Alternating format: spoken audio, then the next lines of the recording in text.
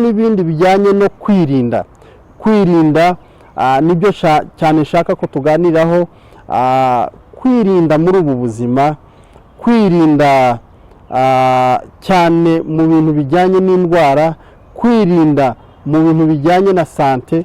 Rero icyo akaba ari cyo kintu cyatumye nza kugira ngo tuganire.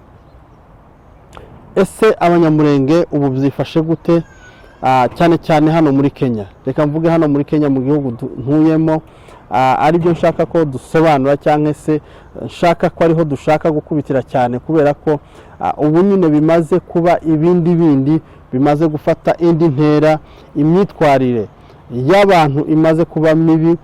Twataye umuco wo kwifata, ubu nyine dusa nk'ahantu twiyandagaje kandi atari ko byakabaye. Muri ubu buzima eske naribashije kubera iki ubu nyine dutangiye kumera gutya? Kubera iki ubu nyine twaba dutangiye kwitwara nk'abandi? Kubera iki tutagomba kugarukana bwa busugi bwacu ngo twongere tugire imyitwarire mizima? Ni iyihe mpamvu? Ayo mpamvu natembereye no gushakisha amakuru mu bintu bijyanye cyane n'ubuzima bw'imyitwarire yo hanze. Eske ni gute ubu nyine abamama, abapapa, abakobwa, abasore bitwara? Ariyo mpamvu rero nakoze iri shakashatsi, nsanga ubu nyine byarakaze. Mw'abantu bavandimwe bene data, abo dusangiye, navuga ngo abo dusangiye igihugu, abo dusangiye amaraso, ababyara bacu,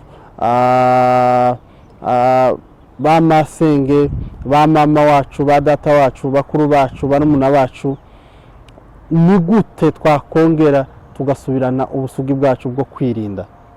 Birababaje muri ino minsi, aho usigaye ugenda ugasanga kwifata abantu byarabananiye. Ugasanga umupapa kwifata byaramunaniye, umumama kwifata byaramunaniye, umusore kwifata byaramunaniye, bigatuma n'ubujiji afite bimuta ahantu cyangwa se mu mwobo adashobora kwikuzamo. Ubu nyine abantu bacu bafite indwara zabajemo, cyangwa indwara bonyine bihamagarije bonyine, indwara bandujwe, ndetse bandujwe kubera ko kunanirwa kwifata. Kera ntitwari dufite abantu ngo barwaye sida, muraho neza inshuti za Jonathan TV Show. Turabasuhuje mwese aho muherereye. Bamwe tubahaye mwaramutse, abandi tubahaye mwiriwe, abandi tubirijeho bitewe n'aho muherereye n'ibihugu mutuyemo. Abumva runo rurimi tuvuga, Abanyarwanda, Abanyamurenge, Abarundi, Abahima, Abahema, ndetse n'abakiga bahariya ku mupaka wo mu Rwanda n'Ubugande, mwese aho muri mwese turabasuhuje, turabifuriza amahoro y'Imana. Nkaba nsuhuza cyane inshuti inkoramutima za Jonathan TV Show zidahwema kudukurikirana. Turabifuriza imigisha myinshi kubera ko mutugaragariza urukundo rwinshi. Ibihe byose tuzana ibiganiro, cyangwa se tuza kubagezaho ibiganiro, tubona urukundo mutugaragariza, comment zanyu turazibona. Rero biradushimisha kandi bikagaragaza yuko mudukurikirana, mudahwema kudukurikirana. Rero turabakunda cyane kandi tuzahora tubagezaho ibyiza mwifuza. Rero n'ubundi ni Eric Nkundabantu, nkabanje kugira ngo tubashe kuganira. Hari ibyo nshaka ko tuganira byo muri ubu buzima, cyane ndashaka ngo tubashe kuganira n'ubwoko bwacu bw'Abanyamurenge, kugira ngo turebe muri ubu buzima tubayemo ni gute byifashe, ni gute tugomba kwitwara muri ubu buzima turimo. Rero niyo mpamvu nagarutse kugira ngo mbashe kubasangiza bimwe na bimwe, turebe ibitagenda, nk'uko kino kiganiro twacise gusana ibyangiritse. Uyu munsi naje kubikora jyenyine, kugira ngo dusane ibyangiritse, ibitagenda, tubashe kurebera hamwe, turebe uburyo bishobora kugenda kugira ngo bibashe gucamo. Aho abantu bagenda bakosa, tugenda aho ngaho tuhavuga kugira ngo abantu babashe kwikosora. niyo mpamvu rero twagarutse kugira ngo twikosore. Rero icyo nshaka ko tuganiraho nta kindi, ndashaka ngo tuganire hejuru y'ubuzima cyangwa se imyifatire yacu twebwe abanyamurenge, uburyo tugomba kwifata muri ubu buzima turimo. Ni byinshi, ni amakuru nagiye ntara, ni amakuru nagiye nshakisha mu bijyanye n'ubuzima. Ubuzima harimo byinshi, ubuzima bwo kubaho, bwo gushakisha, hakaba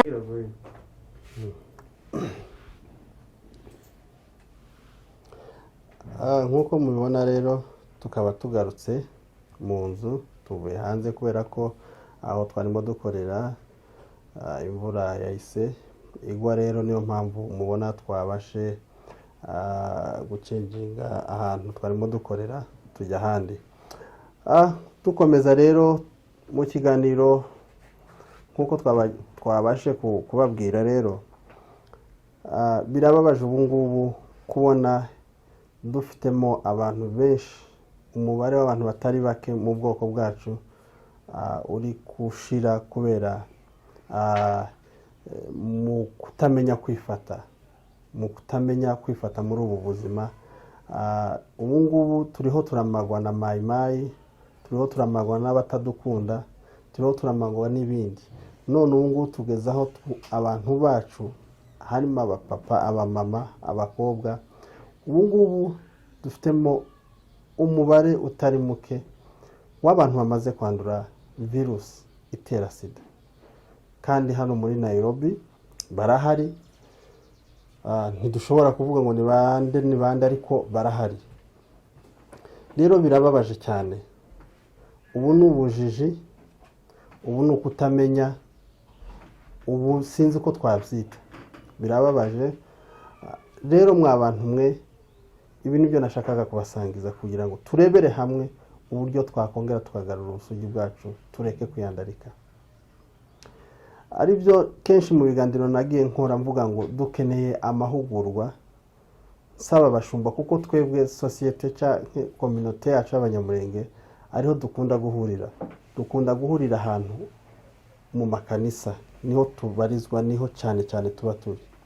Ni gute twabona amahugurwa yatwigisha mu buryo bwo kwifata no kwirinda, mu buryo twareka guhura n'ibyo bizazane, tukareka kumarwa, noneho tuba dutangiye noneho ubwacu kwimara. Ni ukuvuga ngo twenyine dutangiye kwitsemba, dutangiye kwimaraho kubera ko twananiwe kwifata. Ese nta bundi buryo buriho bwo tuma twirinda? Yewe wa muntu we, nimba unaniwe kwifata, shaka ubundi buryo wakoresha bwo kugira ngo utamaraho ubwoko, utamaraho abantu. Ni ukuvuga ngo uzanze bikunze nunanirwa kwifata, uranduza umugore wawe, cyangwa se umugore wawe yanduza umugabo wawe, nawe naje hirya yanduza uwundi, usange bibaye urukururane. Abanyamurenge turi hano dukwiriye dufashwe n'icyo cyorezo, kandi wenda bivuye no ku muntu umwe. Ibyo ni ibintu biteye ubwoba. Nabashe gutembera no kugenda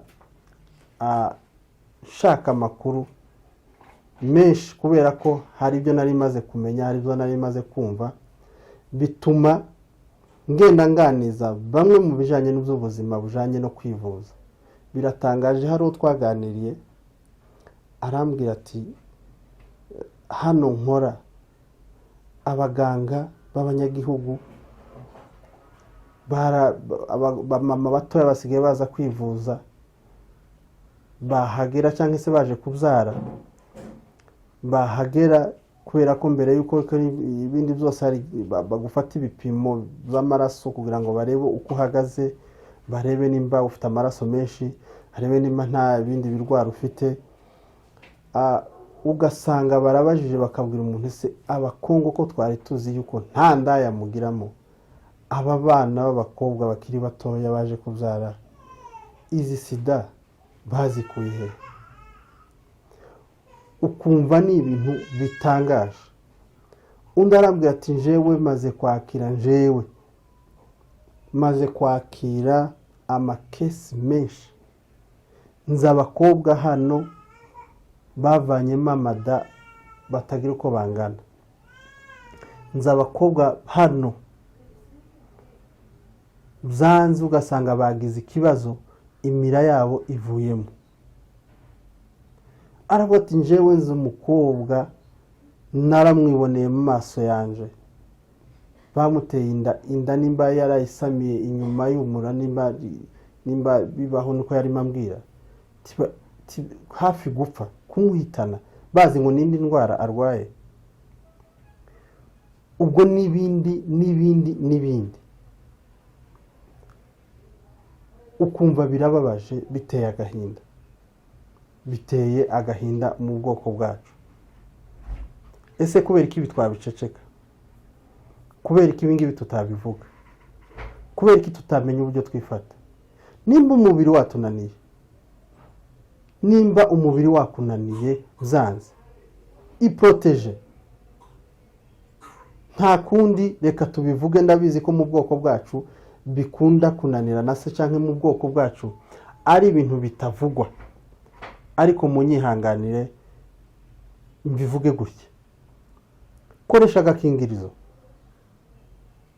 iproteje. Ni wiproteja uraba uri guproteja n'abandi, uraba uri guproteja umugabo uzagushaka. Iproteje wa mumama wananiwe kwifata, uraba uproteje n'umugabo wawe. Wa mugabo wa iproteje, uraba uri guproteje n'umugore wawe utaguciye inyuma. Iki ni igihugu si nk'iwacu ko twari tumenyereye. Ikintu cyitwa sida iwacu nta cyahabaga, ariko bino bihugu twajemo ni ibihugu biri mu rundi rwego, birimo abantu udashobora kumenya ngo uno muntu arwaye sida cyangwa ntayirwaye. Ntushobora kubimenya na gato. None nimba nko muri quartier imwe hashobora kuba hari abantu bagera kuri 6 b'abanyamurenge barwaye sida, kandi bamwe batabazi, n'umuyoberaho bizagenda gute? Turaziranye, tuzi umuntu ushobora kwifata, hari n'abandi bananirwa. Ibyo ni ibisanzwe mu buzima, ibyo ni ibintu bisanzwe mu buzima tubayemo, ibyo ni ibintu bisanzwe muri aya maisha tubayemo. Yewe hari na bamwe babikora kubera ko ubuzima buba bwabakomeranye. Yewe nimba bwagukomeranye ugahitamo ayo mahitamo yo kugira ngo uje muri ibyo bikorwa, wananiwe kwifata, ukavuga ngo reka niyandarike. Nyabuna iproteje, koresha agakingirizo. Mushobora kuvuga ngo naje kwamamaza agakingirizo. Hoya sinaje kukamamaza ko nta nako mfite, nta nako nitwaje, ahubwo njewe ni mu buryo bwo kugira ngo tureke kwimaraho. Dufite umubabaro yuko tuhatumarwa n'intambara, dufite umubabaro yuko tuhatumarwa na leta yacu ya Kongo kiratumaraho. Dufite umubabaro hano ubwacu ko tunamarwa n'ibindi n'izindi ndwara zisanzwe n'amaksida n'ibindi. Ariko nono hari uburyo dushiramo ariko tutabigizemo uruhare. Ariko nono tureke kwimaraho ngo tubigiremo uruhare ubwacu. Mwokagira Imana mwe, mureke twifate, kandi n'uwo byanze nta wamutera amabuye, ni umubiri uba wamunaniye, ahubwo turasaba kwiproteje.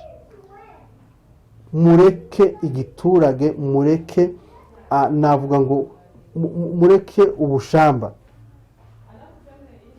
kumva kugomba kumanukira gikomanda aho ngaho. Hoya, ahubwo nyamuneka nimwifate, nico gikuru. Ibyo kandi nimba byanze, nimba bidashoboka, dukoreshe agakingirizo kugira ngo tutanduza abantu bacu. Mureke gushukwa n'ubusa n'aya maisha. Ariyo mpamvu njewe nosaba amatorero yacu, kuko ariho cyane abantu bacu bakora mu mishinga muza dutegura amahugurwa runaka y'ibindi, amahugurwa yo kwiga ibintu bijanye n'iki, mutegure n'iki kintu muzagitegure, kuko natwe ubu nyine cyadushitseho. Hari abo tuzi bashitsweho n'ivyo bibazo, ariko ntago bari mu rwego nk'ubu nyine aho rugeze, aho ugenda ukumva umunyakenya aravuze ngo wa Kongo wa siku hizi si kama wa Kongo wa kitambo. Nukuvuga ngo abo barakuvuga ati wa Kongo wa siku hizi wamechanuka, wanajua. Aho umunyakenya mbere kera abageze Nairobi kera nta umunyakenya ntiyatinyukaga mu Kongo, baba bazi ko bafite imyitwariro mizima. Ariko abo sinzi ikibazo, baravuga ati ubu nyine mfite girlfriend mu Kongo. Ico si ikibazo, je nta nubwo ari ico si nkibara nk'ikibazo, ahubwo wewe wa mama wa papa wagiye mu gushakisha ugerayo uhura n'ico gishuko, wabyitwayemo gute? Eske nimba byakunaniye wabashe kwiproteja, wabashe kwikingira? Sinzi abakunzi ba Jonathan TV Show uko muzumva, ariko iki ni ikintu kibabaje. Hari aho narindi ntiyashize n'iminsi 2 umuntu umwe ukora mu bitaro arambwira ati nza nkubona ukora ibiganiro kandi turagukurikirana, tubabarire udukorere ibiganiro bijanye n'ubuzima, tubabarire utubwirire bene wacu barekeraho, kandi nimba byabananiye nibi kwifata, nibikingire, kubera ko indwara ziri hano ziratumara, nizimara kutumara tugire no kumarwa na mayimayi, ivyo nakandi gahinda mukandi. Mureke twifate, mureke twitekerezeho, mureke tumenye intego yacu ni yihe, mureke tumenye impamvu turi hano. Ejo mundi tuzasubira iwacu, tuzasubira mu gihugu cyacu, eske tuzojane imizo ndwara, tuzasubirane yizo ndwara tutigeze dutunga kuva kera, tutigeze tugira kuva kera. Turabanyantege nke, ega abantu umubiri urananirana, ibyo turabizi, ariko kandi ni gute twabyitwaramo, ni gute dushobora kwiproteja, kubera ko hari indwara nyinshi zandurira muri ubu buryo bwo kunanirwa kwifata.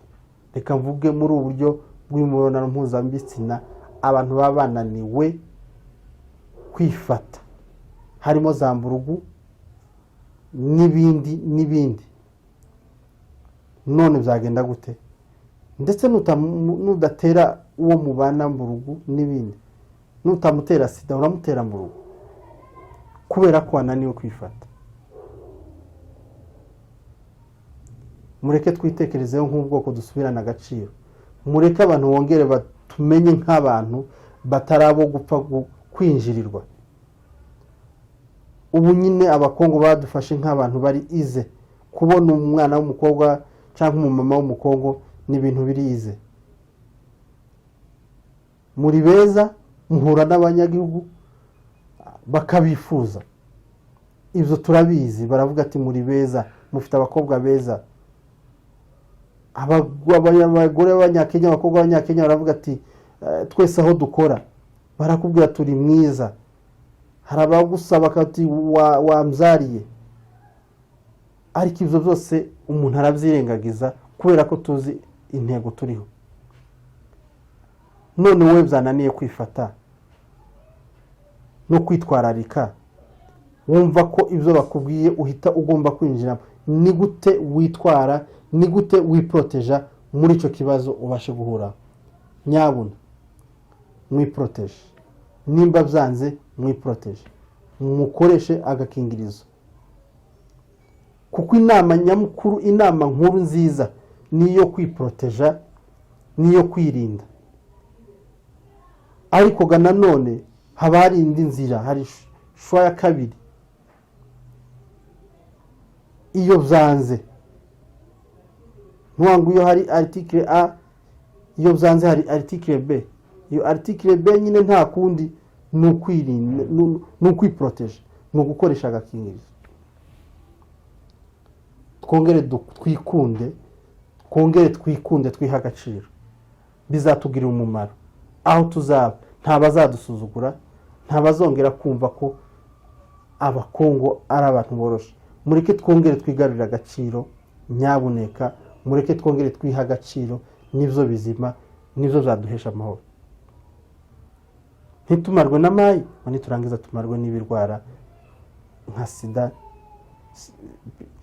tumarwe n'abandi bantu, tumarwe n'amayi y'abanyakenya bari hano bumva ko bagomba kutumara, bagomba kwanduza abana bacu, bagomba kutumarira abana bacu bafite akazoza.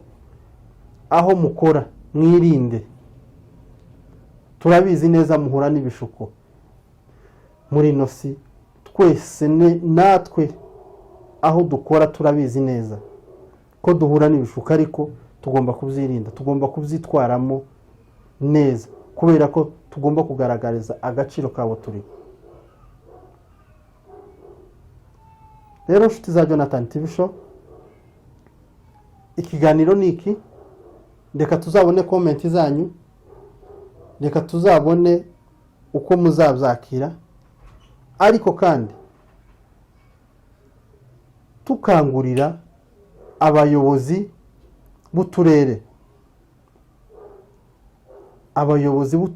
n'abayobozi b'amakanisa, abashumba, nyabuna mudutegura amahugurwa, muhugura urubyiruko, muhugura abamama, muhugura abapapa, bizogira umumaro n'icyo bitanga. Kandi mwigishe kuri buri kintu cyose, muze mugira umunsi muvuge ngo uyu munsi n'uw'amakapo, amakapo muyicaze, abantu bigisha abandi uburyo bw'imyitwarire, kugira ngo tutamarwa n'izi ndwara, zitatumariraho abana bacu, zitatumariraho urubyiruko rwacu, ndetse n'abapapa bacu, kubera ko hari ababasha kuja muri ibyo, n'abamama barahari babasha kuja muri ibyo, kubera ko hariho abanduye, hari abafitemo izo ndwara bazwi. Rero byaba byiza tugiye tugisha inama, ndetse n'ababyeyi bafite abana mu rugo babashe kubaganiza. Ese muzamuganiza abana banyu? Mwaba papa mwe n'abamama muzamubasha kuganiza, muzamugira umunsi wo kuganiza abana banyu, muzamugira umunsi wo kuganiza urubyiruko, mukicara mukabereka ubuzima bw'ubu n'ubuzima bwabo bwiza bw'ejo hazaza, kugira ngo habe itandukaniro. Nimutaganiza abana banyu, bazoganizwa n'abandi babereka izindi nzira, ariko nimuganiza abana banyu, bazakurikiza inzira zanyu. Nibyo bizaba bizima, nibyo bizaba byiza. Mureke tuganize abana bacu, mureke tuganize urubyiruko. Bayobozi mubishiremo imbaraga, kubera ko bimaze kuba too much. Reka mvuge kandi ikintu soza, abanyamurenge tugira ikintu cyo guceceka no kwirengagiza ikintu nimba cyabaye, tukumva ko tugomba nta kundi nyine kwa kundi ariko noneho dushobora kuzaceceka kikaba too much, ugasanga umubare ubaye umubare urenze, hamwe tutaba tukize igaruriro. None nyabuneka mureke twongere tuganize urubyiruko n'abana bacu, mureke twongere tuganize abamama bakiri batoya, tuganize abapapa bakiri batoya, tugire intumbero, tugire icyo twakwereka abana bacu, kugira ngo hatazabaho bangirika baja mu bindi bintu bitari byo. Si ibyo gusa, ndetse n'ibindi bijanye n'ibiyobyabwenge byose, ni uburyo bwo kugira ngo tuzamaganire kure, mu buryo bwo kwigisha no guhugura. Bizaba byiza kandi bizadufasha. Rero nshuti za Jonathan TV Show, ikiganiro cyacu naha tugishoreje, tuzongera tusubire ikindi gihe nitubona umwanya, kandi muzatange komenti kuri iki kiganiro uko muzocumva, kandi muzadushigikire, bizaba byiza. Amahoro y'Imana bane namwe. Ikiganiro nakagaruka. Ciao ciao.